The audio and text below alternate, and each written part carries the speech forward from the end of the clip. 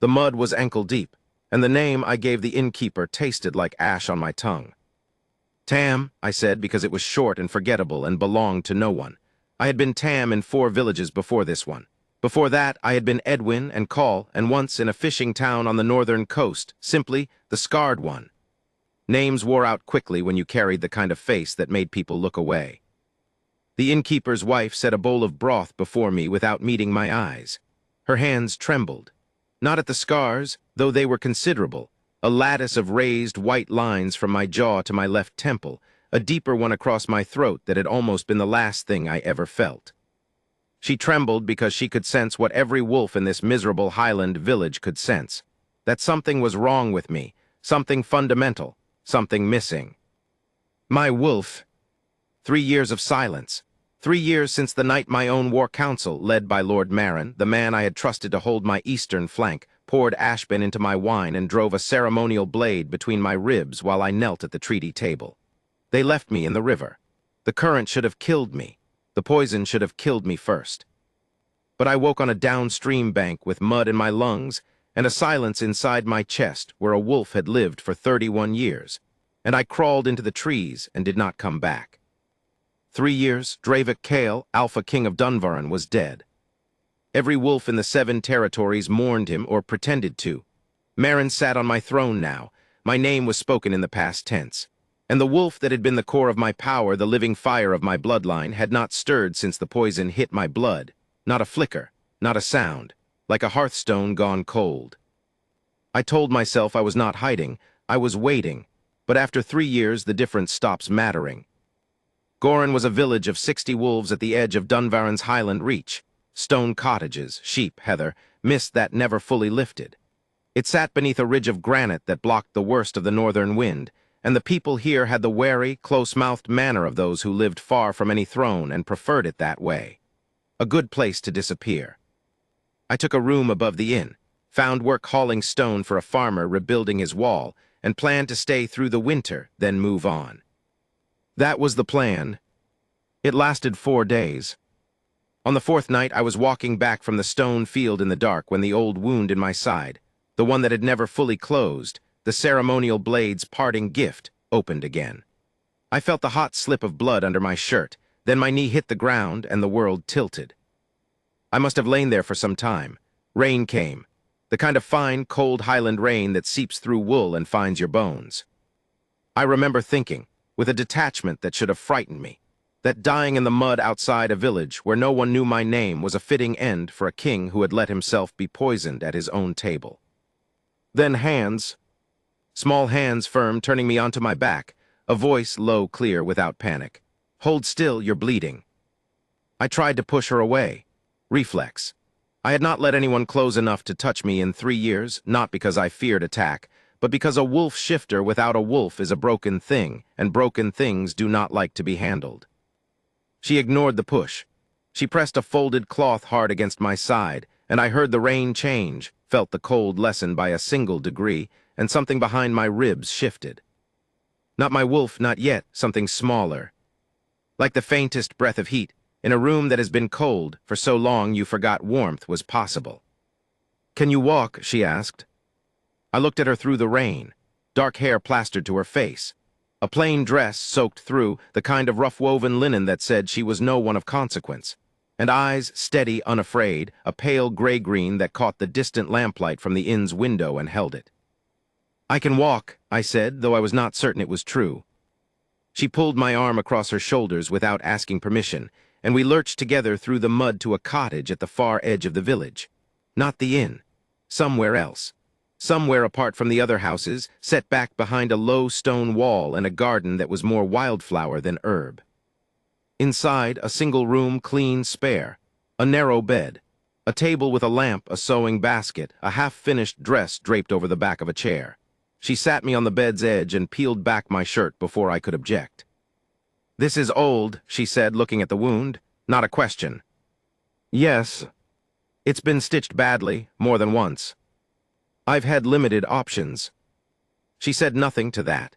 She heated water, fetched a leather roll of instruments, needles, gut thread, a small sharp blade, and cleaned the wound with hands that did not hesitate. I watched her work. She did not flinch at the blood, did not cringe at the scarring around the wound's edges, did not ask how I had come by it.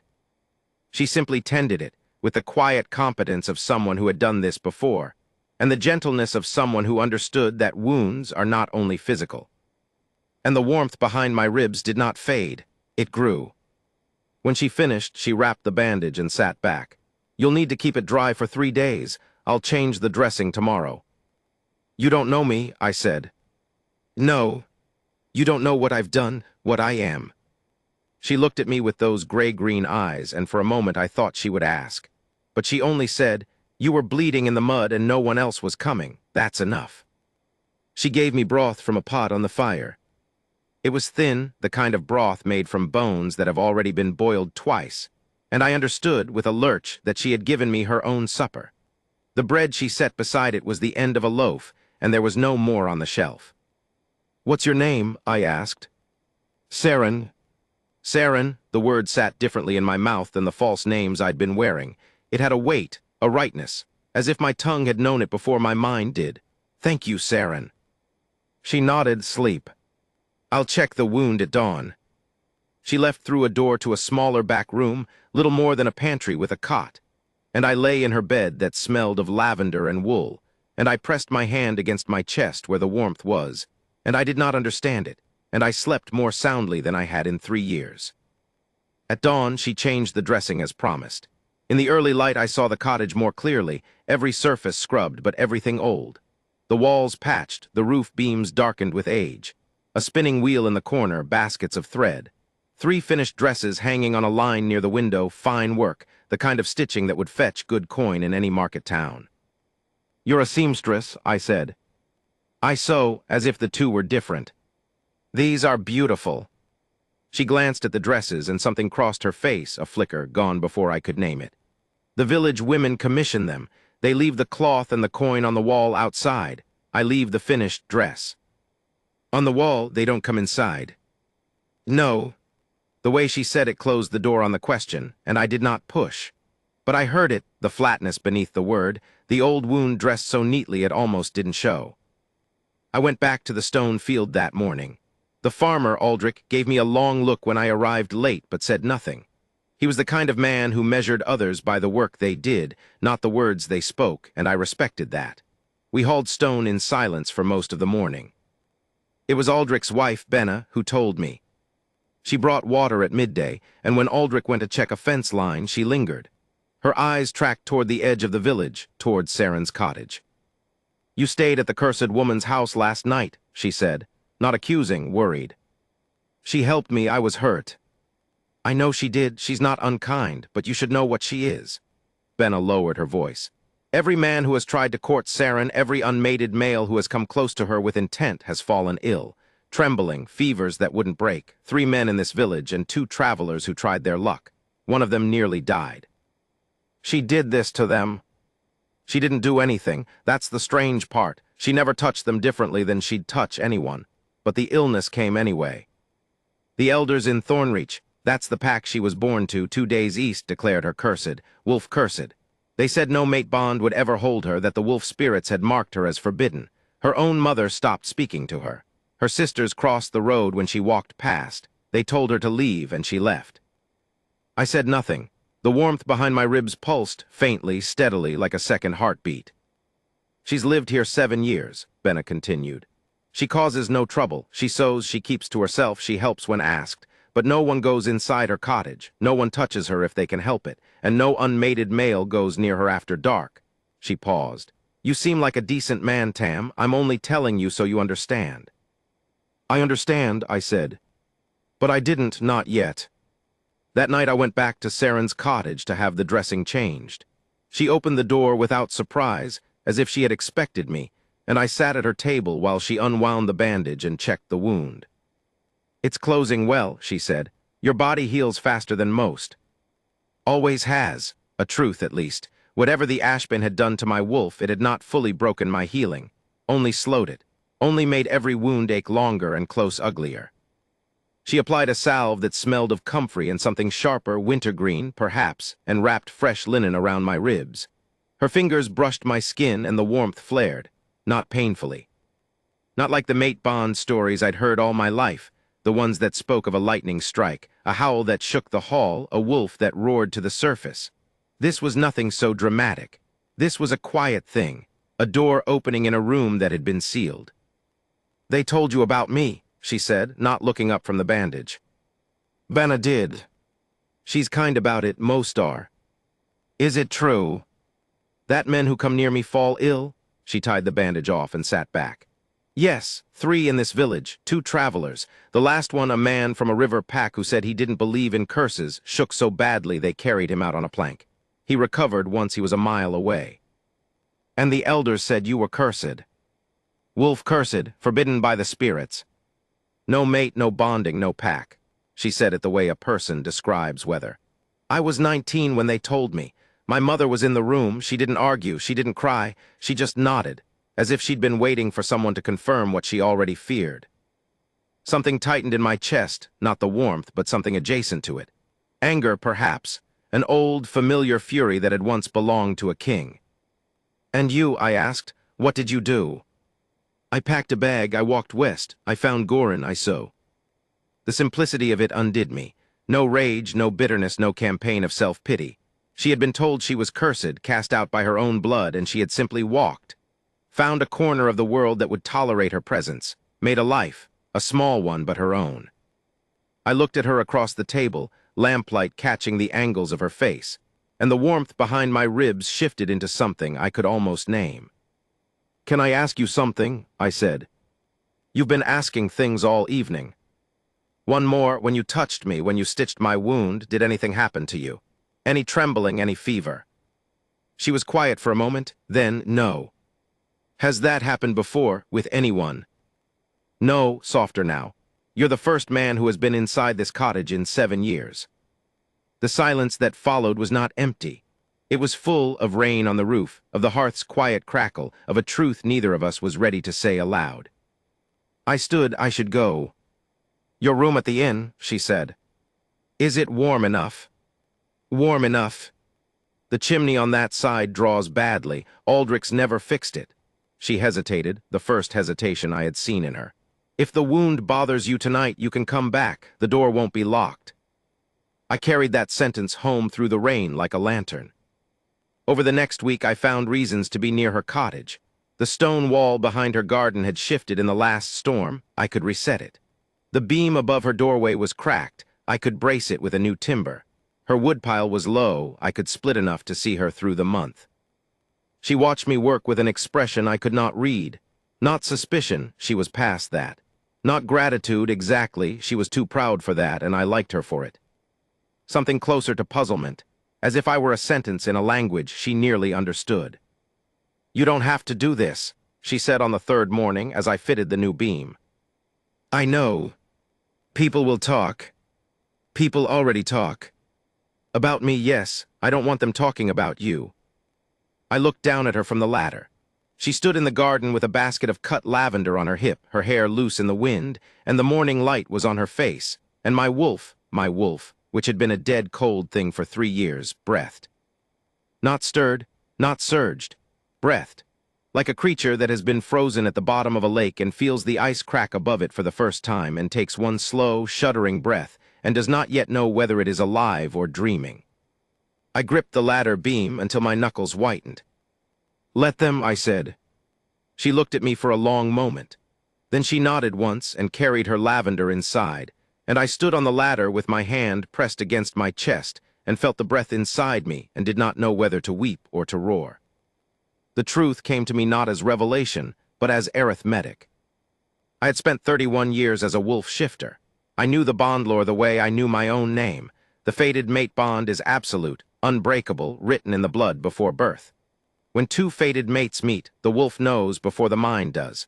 The bond announces itself in scent, in heat, in a recognition so deep it feels like remembering. And I knew the Luna stories. Every king did. The dormant Luna bloodline, a woman born with such concentrated pack magic that her very presence repels any male who is not her destined mate. She is not cursed. She is locked, sealed, waiting for the one key that fits. Every other man who touches her with bonding intent triggers a rejection, tremors, fevers, a body fighting off a bond that was never meant to be. The elders called it a curse because they had forgotten what a Luna was, or because it was easier to cast her out than to admit they did not understand. Every man who had courted Seren had fallen ill. I had not. Her hands on my skin brought warmth, not sickness. Her presence woke the wolf inside me that Ashbane and a blade and 3 years of silence could not reach. She was not cursed. She was a Luna. And if my wolf could breathe near her, if I was the one man whose body did not reject her power, then the arithmetic had only one answer. She was my mate. My fated mate. The one the bond had written for me before I was born, before the crown, before Maren, before the river. And I was a man without a name, hiding from the ghost of a kingdom, and I could not tell her any of it. I sat in my room at the inn that night and pressed the heels of my hands against my eyes, and the wolf inside me breathed, and I understood that this was the cruelest kindness the fates had ever offered.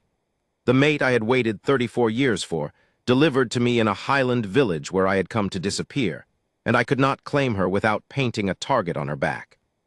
Because Maren was still looking.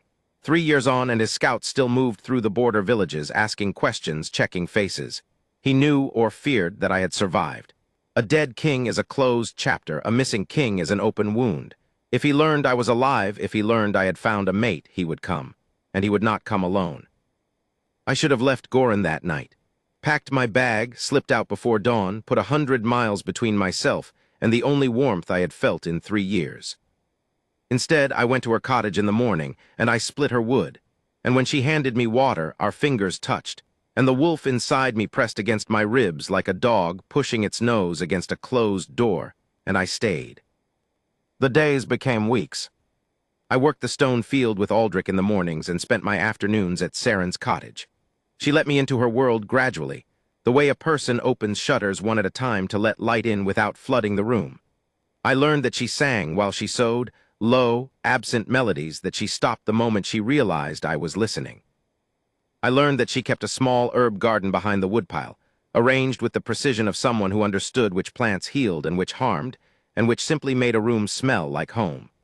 I learned that she read borrowed books from the village schoolteacher, the only person in Gorin who came to her door directly, and that she preferred histories to romances because, she said, histories have already happened and can't disappoint you. I learned that she was braver than she knew. Not the bravery of battle, I had seen enough of that in my life to know it was overrated, but the steadier kind. The bravery of building a life alone in a place that feared you, and doing it without anger, without complaint, without losing the gentleness that was the truest thing about you. And I fell, not the way I had imagined a king falls for his mate, not at a ceremony, not with the court watching, not with wolves howling and a mark blazing across the sky. I fell the way a man falls who has been running for 3 years and finally stops. Quietly, completely, with the exhausted relief of arrival. She did not ask about my scars. She did not ask about my past. She treated my wound every 3 days, and her touch remained the only comfort I could not explain away. And sometimes, when the lamplight caught her face just so, I caught her looking at me with an expression that made the wolf inside me press harder against the door. One evening, as the autumn rain hammered the cottage roof, and I sat by her fire mending a boot while she stitched a wedding dress commissioned by a bride in the next village. A dress the bride would never come to collect in person, would simply find folded on the wall. I said her name. Seren. She looked up, the needle stilled. You're not cursed, I said. The lamplight flickered, her hands did not move. You don't know that. I do. Because you haven't fallen ill. One exception doesn't disprove 7 years. It's not an exception, it's the answer. I set the boot down. The reason every other man fell ill near you, it's not a curse. It's a bloodline, a Luna bloodline. Your power repels any male who isn't bonded to you. It's not rejection, it's protection. You've been protecting yourself your whole life and you didn't know it. She stared at me. The needle fell from her fingers and struck the table with a small, clear sound. How would you know that? She whispered. A stone hauler from the road who won't give his real name, how would you know anything about Luna bloodlines? The question hung in the air between us. I could feel my wolf pressing, not howling, not surging, just leaning with its whole weight against the door of my chest, and the door was cracking, and behind it was a warmth so vast I could not fathom its edges. Because, I said and stopped. The truth was a stone I had been carrying for weeks, and it was too heavy to hold any longer and too dangerous to set down. Because I'm not what I told you I was. She did not flinch. She did not draw back. She held my gaze with those gray-green eyes, and I understood that she had always known, not the specifics, not the name, but the shape of the lie. She had known that Tam was a mask, and she had helped me anyway, because helping was what she did, and because I dared to hope, because the bond pulled her as surely as it pulled me, even if she could not name it. "Then what are you?" she asked. I opened my mouth, and the window behind her shattered inward. Glass sprayed across the floor. Saren threw her arms up. I was already moving. 3 years of running had made my reflexes faster than any court training, and I caught her around the shoulders and pulled her beneath the table as a second window broke and a torch sailed through the gap, trailing sparks. Voices outside. 3, 4 more. And a scent I knew, pine resin and iron and the cold metallic bite of a wolf that has killed recently. Marin scouts. "Stay down," I told Saren. "What is happening?" "Stay down." I moved to the broken window and looked out into the dark. 5 figures in the garden, leathers and steel. One of them carried a banner I could not see clearly, but did not need to. I knew the crest. It was my crest. My house's crest, now Marin's flag. One of them stepped forward. A woman with a shaved head and a long scar across her nose. I knew her. Veska, Marin's lieutenant, his best tracker. "We're looking for a man," she called out. "Scarred, tall, goes by different names. The innkeeper says he's been spending time at this cottage." From behind me, Saren's voice. "What do you want with him?" "That's not your concern, woman. Bring him out or we'll come in." Saren rose from beneath the table. I caught her arm gently, carefully, and she looked at me, and in that look was not fear but a question. "Who are you?" "Don't go out there," I said. "They'll burn the cottage." "They might." "Then let me talk to them." "Saren." She pulled her arm free, not roughly, firmly, with the dignity of a woman who had spent 7 years being told what she was and had learned to make her own decisions regardless. She went to the door. And the wolf inside me, the wolf that had been silent for 3 years, that had breathed, that had pressed, that had leaned, cracked the door wide open and flooded my chest with a heat so fierce I could not see for a moment. A heat that started behind my ribs and ran down my arms and up my spine and into my jaw, and I felt my teeth lengthen and my hands clench, and the scar tissue across my face pull tight, and I understood that the Ashbane's hold was breaking. That whatever had locked my wolf in silence had been cracking since the first night Saren washed my wounds, and now, with her walking toward danger, the last chain snapped. She opened the door. Veska grinned. "The cursed one, is it? The whole village warned us not to come near you, said you'd make us sick." She looked past Saren into the cottage. "Where is he?" "He's hurt," Saren said. "He's no one, a laborer. He came for work." "He's a dead man walking is what he is." Veska signaled, and 2 of her soldiers stepped forward. One of them reached for Saren's arm, to push her aside, to clear the doorway, and his hand closed around her wrist. He dropped as if he'd been struck by lightning, trembling, gasping, his skin going gray. The second soldier caught him before he hit the ground, and both of them staggered back. The dormant Luna, her power doing what it had always done, rejecting every wolf that was not hers. Veska's eyes narrowed. "What did you do?" "Nothing," Saren said, and it was true. She had done nothing. She had simply existed, and the blood in her veins had answered. Veska drew a blade. "Witch." And the word, that word, witch cursed, the same word they had used to throw her out of the only home she had ever known, went through me like a blade of my own, and I was done hiding. I came through the doorway behind Saren, and I let the wolf come with me. Not a shift, not fully. I had not shifted in 3 years, and the Ashbane's damage was deep. But the wolf surged through me like a river finding its old channel. My eyes changed, I knew, because the night went sharp and silver. My voice dropped into a register that was not entirely human, and the air around me changed pressure, the way it does around a true alpha when his power is no longer contained. Veska took 1 step back. "You know me," I said. She did. I watched the recognition hit her, watched her eyes track the scars, the jaw, the bearing that no amount of mud and false names could fully hide, and watched the blood drain from her face. "That's not possible," she whispered. "You're dead. We watched you go into the river." You watched Marin's blade go into my ribs. You watched me go into the water. You did not watch me die because I did not die. I stepped past Saren, putting myself between her and the blades, and I spoke the name I had not spoken in 3 years. I am Kael of Dunvarin. I am the Alpha King, and if any of you touch this woman again, I will give Lord Marin back his scouts in pieces. Silence, the kind of silence that has weight, that presses down on the shoulders of every person in its radius, and demands that they choose a side. Veska was brave. I had always known that about her. Bravery was why Marin valued her. She raised her blade and she charged. I met her in the garden. My wolf was not at full power. The Ashbin had taken too much, and 3 years of silence had left my reflexes slower than they should have been, but I was still what I had always been. A king trained from boyhood in combat, a wolf blood whose instincts ran deeper than poison could reach. I caught her blade on my forearm, the one reinforced with scar tissue so thick it served as armor, and twisted it out of her grip, and put her on the ground with a knee in her chest, and held her there. The other 4 soldiers looked at each other, looked at their lieutenant pinned, looked at me. Go back to Marin, I said.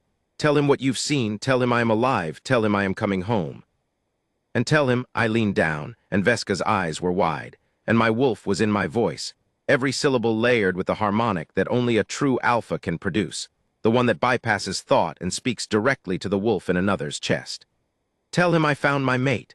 And when a king finds his mate, the things he was willing to lose for 3 years become the things he will burn the world to reclaim. I let Veska up.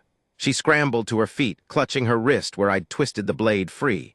She looked at me, one long, measuring look, and then she nodded once and took her soldiers and disappeared into the dark beyond the garden wall. The silence they left behind was different, lighter, trembling with aftermath. I turned. Saren stood in the doorway of her cottage, and her wrists were glowing. Gold, a soft, warm, luminous gold that traced lines across her skin like threads of dawn, lines that I recognized because they were burning on my own wrists too, I realized. A fire that did not hurt but sang. The mate mark. The bond's physical signature, written on the skin of both mates when the bond is acknowledged. Not by a ceremony, not by an elder's blessing, but by the wolves themselves, by the blood, by a destiny older than any pack or crown. She stared at her wrists, then at mine, then at my face. Kael, she said, my true name, the first time she had ever spoken it. Yes. The Alpha King. Yes. You've been here for weeks, sleeping in the inn, hauling stone for Aldrich. Splitting my wood.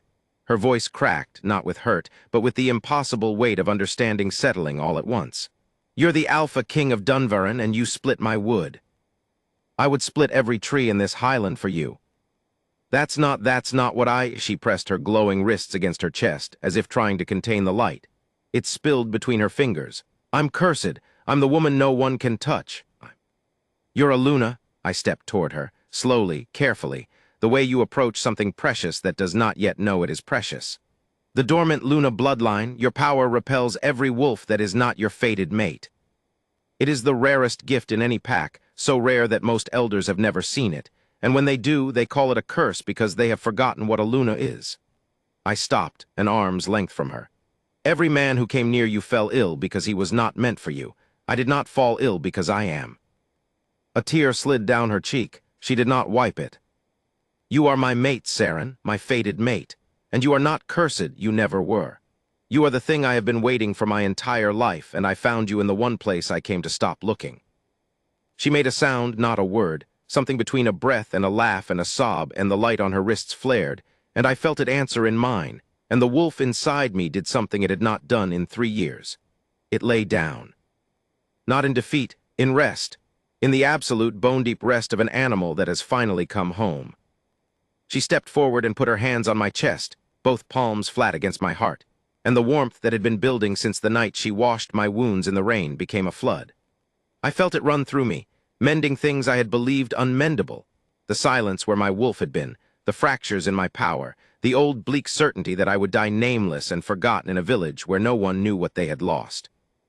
Her hands on the chest of a king, and the king, for the first time in 3 years, whole.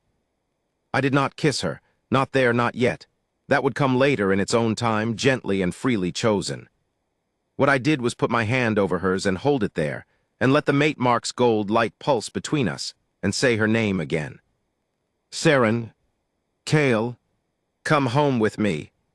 The days that followed were the strangest of my life, stranger than waking in the river, stranger than the years of hiding, because they were the days in which I became a king again.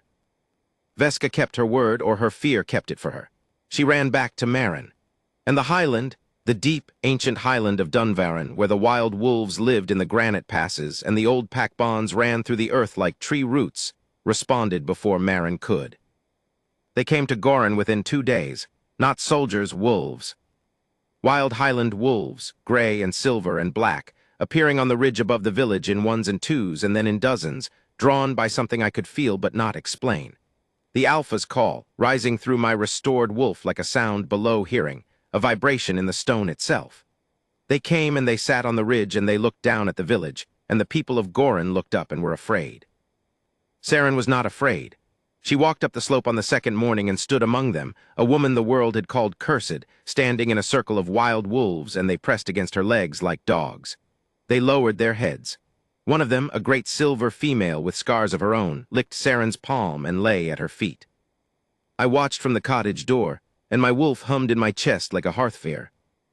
Word traveled fast. A dead king is a story. A risen king with a mate and a wolf pack at his back is an upheaval. Within a week, the first of my old guard found their way to Gorin, men and women who had served under me, who had mourned me, who had choked on the lie of Maren's succession and held their silence because they had no alternative. Brant, my shield captain, arrived with 12 loyal wolves and a face so full of relief when he saw me that he could not speak for a full minute. He simply dropped to one knee in the mud and bowed his head, and the 12 behind him did the same. "My king," he said, when he could say anything. "Brant, it's been a long 3 years. We never stopped looking, my lord." I know, and I did. I had known, even in hiding, that there were those who searched. I had let them fail because I was not ready to be found. Because I had no wolf, no power, no reason to return to a throne that had tried to kill me. I had a reason now. She was kneeling in the heather on the ridge, letting a wolf pup chew on the hem of her dress, and she was laughing.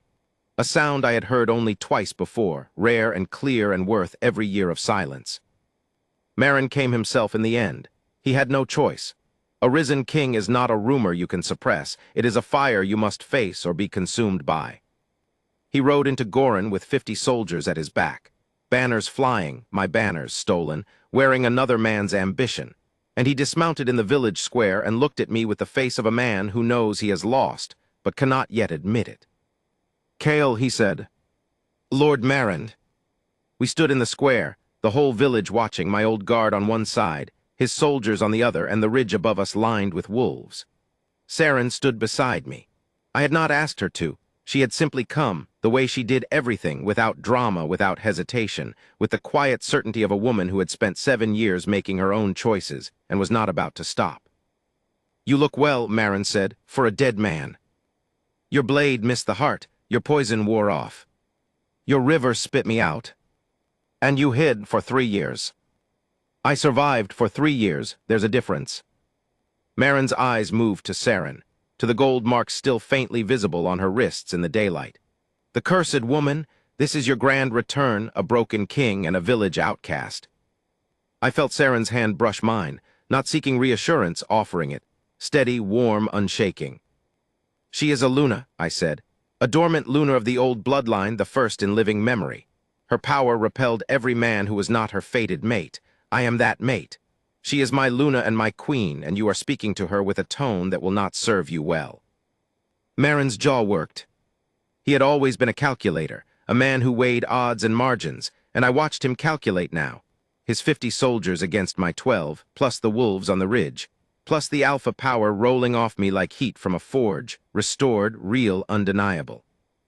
And then the wolves on the ridge stood. All of them as one. 100 or more rising to their feet, and a sound rolled down the slope, not a howl, not a growl, but a low, steady hum that vibrated in the chest of every person in the square. The sound of a pack acknowledging its alpha. The sound of the highland itself choosing its king. Maren's soldiers shifted. I could see it in their faces, the wolf in each of them responding to the call, responding to the alpha power they had been denied for 3 years under a false king who had never earned it. "You have a choice," I said to Maren. "Kneel and live or don't." He did not kneel immediately. He stood for a long time looking at me, looking at Saren, looking at the ridge and the wolves and the sky. And then he did something I did not expect. He looked at his own soldiers, the ones he had brought to enforce his stolen authority, and he found no support in their faces. One by one, they were looking away from him, looking at me. Meryn knelt. It was not graceful, it was not willing. But it was done, and the square was silent as his knees hit the mud, and behind him, one by one, his 50 soldiers followed. I let the silence hold for 3 heartbeats, then I turned to Saren. The whole village was watching. My guard, Meryn's soldiers, the people of Gorin who had left their cloth and coin on the wall outside her cottage for 7 years because they were afraid to come inside. Benna, who had warned me. Aldrich, who had given me honest work without questions. I took Saren's hand, gently, with the full knowledge that she could pull it back, that she owed me nothing, that a bond is written by the blood but honored by the choice. I have nothing to offer you that you have not already given yourself, I said. You built a life without a pack, without a name, without anyone who would walk through your door. You did it with your own hands. You are the bravest person I have ever known, and I have known warriors and kings. I brought her hand to my lips, not a kiss, not yet, just a breath across her knuckles, and the mate mark flared gold between us, answering. I am the Alpha King of Dunvarin, and I am yours, Saren, if you will have me, not because the bond demands it, but because I choose you. As you chose me, when I was bleeding in the mud, and no one else was coming. Her gray-green eyes were bright. The wind moved her hair. Around us, 100 wolves waited on the ridge, and a village held its breath, and a false lord knelt in the square. I chose you, she said, before I knew your name. She turned her hand in mine and held it, and the gold light blazed across both our wrists, bright enough to cast shadows on the cobblestones, bright enough that Meryn flinched and Benna gasped, and Aldrich removed his hat without knowing why. Brant said in a voice rough with emotion, The Luna, she's the Luna. And the wolves on the ridge lowered their heads, everyone, and the sound they made was not a howl but a hum, deep, warm, resonant, the sound of a pack recognizing its heart. The elders of Thornreach came 4 days later. I had sent for them, though Saren asked me not to. They made their choice 7 years ago, she said. I've made mine, there's nothing left to settle. There is, I told her. Not for your sake, for theirs. They need to see what they cast out. Not so you can gloat, but so they carry the knowing. So no elder in any pack ever looks at a girl whose gift they don't understand and decides it's easier to call her cursed than to learn the truth. She considered this for a long time. Then she nodded once, the same nod her mother had given when the elders declared her cursed. But this nod carried something different, not acceptance, authority. They came Elder Pren, a stooped man with a white braid, his 2 council wolves, and behind them Saren's mother.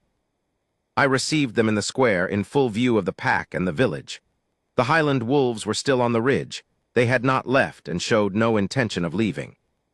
The gold mate marks on my wrists and Saren's were permanent, now delicate traceries of light that pulsed gently with our heartbeats, visible in any light. Elder Pren stopped 20 paces from us. He looked at me, the scarred stranger he had never met, now dressed in the dark wool and silver of a Dunvarin king. He looked at Saren, standing at my side in a dress she had sewn herself, not a queen's gown, not yet, but clean and well-made and worn with a composure that no gown could improve. He looked at her wrists. That's not possible, he said. She's wolf-cursed, the spirits marked her. The spirits did nothing of the sort. My voice was calm. The wolf inside me was calm. 3 years of silence and now steadiness. Not rage, not the fury I would have expected. Just the even measured authority of a king who knows the truth and has no need to shout it. She carries the dormant Luna bloodline, the old blood, the true Luna inheritance that repels any male who is not her fated mate. She is not cursed. She has never been cursed. She is the rarest gift a pack can produce, and you threw her away because you didn't recognize what you had. Pren's face went gray. Behind him, Saren's mother made a small sound. Every man who tried to court her fell ill because the blood was doing exactly what it was meant to do, protecting her for the one she was destined for. That protection is the hallmark of a Luna-born. It's in the oldest pack histories. If any of you had opened a book instead of reaching for a curse brand, you would have known. The silence that followed was thorough. Pren's hands shook. His council wolves would not meet my eyes or Saren's. Saren's mother stepped forward. She was smaller than I expected. a narrow woman with Saren's cheekbones and none of her steadiness, twisting her hands in her skirt, looking at her daughter as if looking at a wound she had inflicted on herself. "Saren," she said. "Mother, I should have." "You should have argued." Saren's voice was quiet, not cruel. "You should have asked questions. You should have come to find me even once in 7 years to see if I was alive." Her mother's face crumpled. "I know. But you didn't, and I survived anyway. And I am not angry, Mother. I was angry for the first 2 years, and then I stopped, because anger was too heavy to carry and sew at the same time." A ghost of a smile, so faint it could have been the light. "I forgive you. I don't need you to carry the guilt, but I need you to know what it cost, 7 years of my life alone, believing I was broken, so that you never let it happen to anyone else's daughter." Her mother wept. Elder Pren bowed, deeply, shakily, the bow of a man who understands he has committed an irreversible error and will live with its weight for the rest of his days. I watched Saren stand in the square and receive the reckoning she had never asked for with the grace of a woman who had already done the harder thing, surviving without it. And I understood, with a certainty that went deeper than the bond mark and deeper than the wolf and deeper than the crown, that I had not chosen her. The fates had chosen for both of us. But what made it sacred was that we chose each other too, in the mud, in the rain, in a cottage where no one else would come. We returned to Dunverin in the first week of autumn, when the heather was purple on the highland, and the wild wolves ran alongside our column like a silver river. The castle at Dunverin is built of gray granite and old timber, set into the ridge where the highland meets the valley, and it was mine again, not because I reclaimed it with blood, but because the wolves recognized their king and the pack followed. Merrin was confined under guard to answer for his treason. His soldiers, most of whom had served under me before the betrayal, returned to their posts with the complicated relief of people who have been holding their breath for 3 years and can finally exhale. Saren walked through the castle's gate with her chin up and her sewing basket on her arm, and the great hall, a vast, timbered space of hearthstones and iron chandeliers and wolf banners, fell silent when she entered. The household staff, the council, the old guard, every wolf in the room could feel her, the Luna's presence, the dormant power that had bloomed into something luminous and steady, a warmth that filled the hall the way sunlight fills a room when you open a curtain you didn't know was closed. Brant had arranged a formal ceremony, the bonding rite, the crowning, the whole ancient apparatus of a king claiming his Luna before the pack. I told him no. "She's already my mate," I said. "The bond chose us in a cottage where she stitched my side together with gut thread and gave me her only supper. I don't need a ceremony to make it more real than that." "The pack needs it, my lord." He was right, of course. A pack needs its rituals. So we held the rite simple by the standards of Dunverin's history. No feast of 12 courses, no tournament. Just the great hall, lit with every candle the household could find, and the pack gathered, and Saren in a dress she had sewn herself, white, plain, exquisite, and I in my father's silver circlet, which Brant had kept hidden from Merrin for 3 years in a hollow beneath the throne stone. I took her hand before the hall, and the words I said were not the ancient rite but my own. "You found me when I was no one. You washed my wounds when no one else would. You fed me when you had nothing. You let me into your home when every door in the world had closed." I pressed my forehead to hers. "You are my Luna, my queen, my mate, and my home. And I will spend every day of whatever years we are given proving that the world was wrong about you." She smiled, the full, open smile I had seen only in glimpses, and said, "You were terrible at splitting wood, you know." The hall laughed, a real laugh, warm and startled and human. And I laughed too, and the wolf in my chest hummed, and the mate marks on our wrists blazed gold, and outside the great hall windows 100 Highland wolves lifted their voices to the autumn moon. Months later, in the deep of winter, I woke in the early dark and found the bed beside me empty. I found her in the great hall. She had lit a single lamp and set up her sewing basket on the long table, the same table where councils met and judgments were rendered, and she was stitching. A small garment. Something delicate with careful seams. I stood in the doorway and watched her for a while. The lamp threw gold across her face, across her hands, across the marks on her wrists that had never faded. Outside, snow fell on Dunverin. Inside, the hearthstones held the warmth. "You could sew in the morning," I said. "I couldn't sleep," she looked up. "The light woke me." "What light?" She held up her wrist. The mate mark was pulsing, slowly, gently, a rhythm I had not seen before. "It started an hour ago," she said. "I think it's because," she paused, looked down at the small garment in her hands, looked back at me. "I think it's because there will be 3 of us soon." The silence that followed was not the kind that falls in a throne room or a battlefield. It was the kind that fills a space when something new enters the world. Not with noise, but with presence, the way dawn arrives, quietly and completely. I crossed the hall and sat beside her. I took her hand, the one with the needle still in it, and pressed it against my chest, where my wolf lay quiet and warm and utterly at peace. "3," I said. "3." I looked at the small garment she was sewing, impossibly fine stitches, the same steady hands that had closed the wound that almost ended me, and I understood that this was the truest thing the bond had ever given us. Not the crown, not the pack's recognition, not the Elder's reckoning or Marin's defeat. This. A woman sewing a small garment by lamplight in a hall that was hers because she had earned it, stitch by stitch, wound by wound, choice by choice. She leaned against me. I rested my chin on her hair. The lamp burned. The snow fell.